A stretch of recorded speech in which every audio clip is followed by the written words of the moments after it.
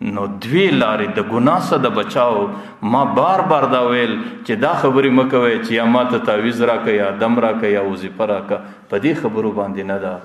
خپل همت پر کار اچول او د همت قوت د الله تعالی څخه غوښتل او د همت په زور باندې د دې خپل د نفس مقابله کول.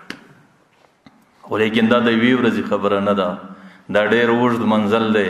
په دې منزل کې سړی ګزارېږي. یو ورځ چې ولاړې درې ځایه پورې بیا دې نفس را ګزار کې ګناه در باندې وکړي، مایوسه کېږه مه دوباره د نفس مقابله. دویم ګټ یې در باندې وکړي بیا د نفس مقابله.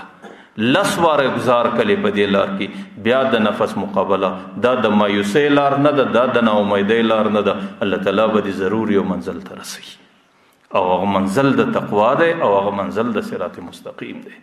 تاسو ګورئ یو ماشوم بچی چې کله سایکل زده کوي، چې کله در دې ځای پورې ورسوي بیا ګزار سي، لیکن نه مایوسه کېږي. چې کله در بله ځای پورې ورسوي بیا ګزار سي، مایوسي نه ده.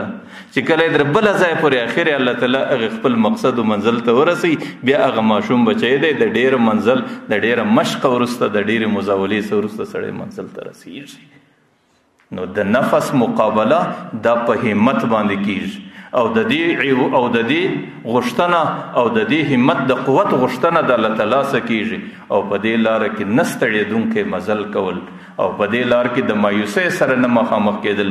که 10 واره ګزار سي، که د 10 واره شیطان بیا په هغه دوکه کې بیا هم د ځان دشمن بوله او د هغې مقابله ته تیار اوسه.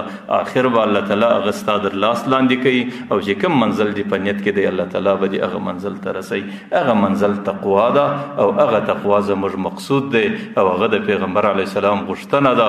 او پیغمبر علیه السلام حضرت سلیم بن جابر ته هغه وصیت غواړي، نصیحت غواړي، دی ورته علیک باتقاء الله، تقوا ته ځان ورسوه.